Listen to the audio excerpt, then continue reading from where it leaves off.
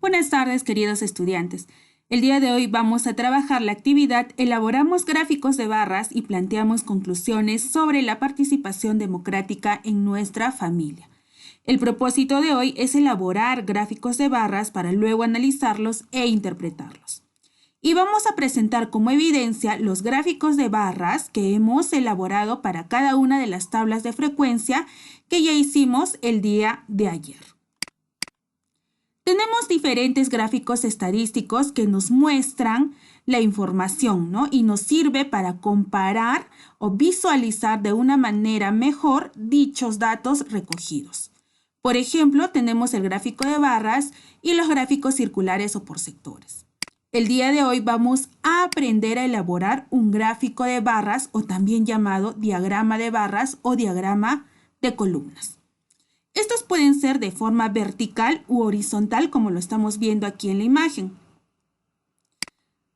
Ahora, nosotros ya tenemos elaboradas nuestras 3 tablas para cada una de las preguntas de nuestra encuesta. Yo voy a trabajar este ejemplo con esta tabla, con mis datos. El primer paso para elaborar un gráfico de barras es tener organizados los datos en una tabla de frecuencia, que ya lo tenemos hecho. Vamos a trabajar con 2 columnas, la columna de la variable y de las categorías y la columna de la frecuencia absoluta. Luego vamos a graficar 2 ejes, uno horizontal o eje X y el eje Y o eje vertical. En el eje X van a ir las categorías y en el eje Y las frecuencias absolutas.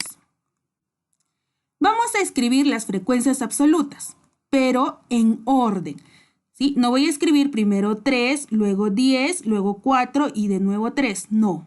¿Cómo me voy a dar cuenta de qué altura va a tener este eje Y? Me fijo en la mayor frecuencia. En este caso es 10. Mi eje Y entonces va a crecer hasta el número 10. Si mi mayor frecuencia fuera 12 o 15, entonces tendría que hacer crecer este eje hasta dicho número. Pero como es 10, coloco 10. Ahora, el espacio entre número y número debe ser proporcional. Si he hecho de un cuadradito, entonces entre cada número debo dejar un cuadradito. Si de 0 a 1 he tomado 2 cuadraditos, debe pasar lo mismo con los demás números. De igual manera para las variables. Para las categorías. Las categorías, recordemos, son las alternativas de la pregunta. Horas de almuerzo, reuniones familiares, fines de semana y ningún espacio. Luego vamos a dibujar una barra relacionando los datos. Por ejemplo, horas de almuerzo. ¿Cuántas personas han respondido que se reúnen durante las horas de almuerzo? 3. Entonces grafico mi barrita hasta el número 3. Reuniones familiares, 10 personas. Fines de semana, 4 personas. Y ningún espacio, 3 personas.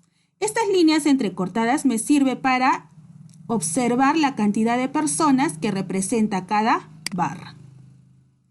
Por último, voy a escribir el título, ¿sí? El título, al igual que la tabla, debe tener una numeración. Para la tabla 1 le corresponde gráfico 1. Y el nombre va a ser la pregunta.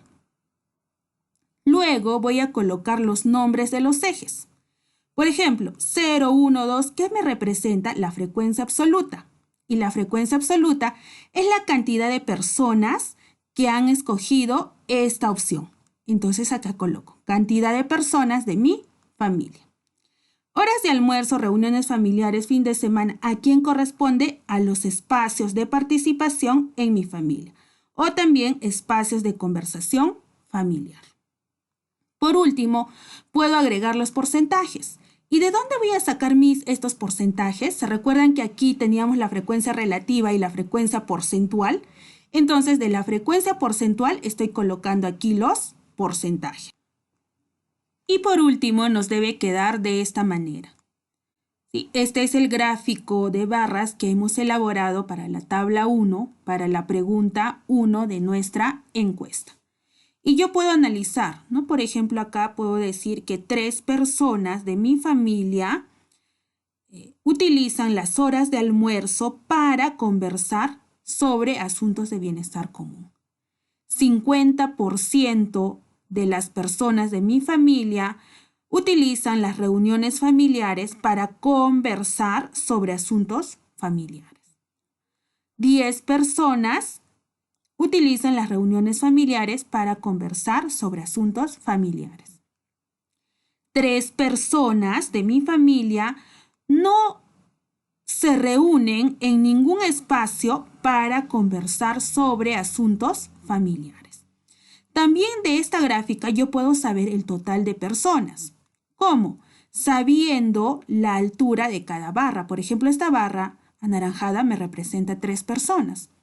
La barra celeste 10. 3 más 10, 13. Más 4, 17. Más 3, 20. Son 20 personas en total que han sido encuestadas. Y por último, puedo escribir una conclusión. Puede ser con el dato más alto y el mínimo dato, ¿sí? En cuanto a los espacios en donde las personas conversan sobre asuntos de bienestar de mi familia, el 50%, es decir, 10 personas, considera que toma decisiones en reuniones familiares. También 3 de las personas no se reúnen en ningún espacio. Ahora te toca a ti. Tú tienes que elaborar los gráficos para cada una de las tablas que has elaborado el día de ayer.